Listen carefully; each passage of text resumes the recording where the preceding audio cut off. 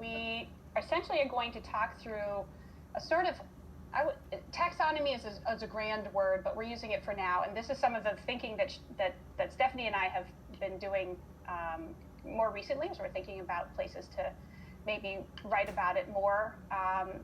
So it's a sort of taxonomy of things that drive diversity, equity, and inclusion initiatives. But while on their face they seem fair, we're arguing that they're still rooted in colonialism, whiteness, and maleness. In my circle, so with other like Native scholars, like one of the things we kind of joke about is this process called Columbusing, which is when you discover something that has already existed. So little early American history joke there. But really, like, I think we see this happen quite a bit, where white researchers in particular will present on marginalized communities without acknowledging that that work has already been done. Okay, so we're going to return now to this sort of taxonomy idea. So we laid out this taxonomy of problems with doing research in particular ways around diversity and inclusion.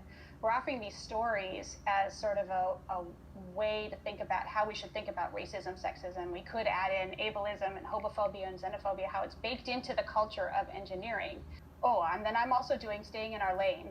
So I'm kicking off staying in our lane. The chat's going on. I'm sorry, I'm missing stuff in the chat. The second idea is that we, who are in the majority, need to think about how to stay in our lane, right? Another metaphor here. But I'm telling myself this also.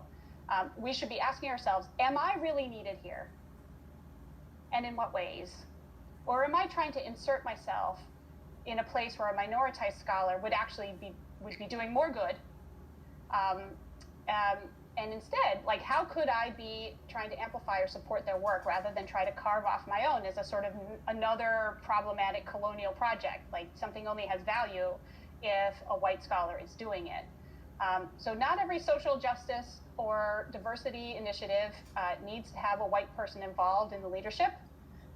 So two other things that white researchers can do. So the third thing is move back. And what we mean by that is that, so in our I Matter project, so there are 4 PIs.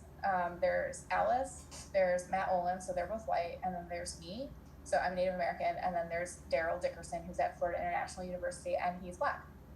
And one of the ways that Alice and Matt move back in this project is they let Daryl and I drive the conversations around analysis, around data collection, and our perspectives as members of Brown and Black communities are considered,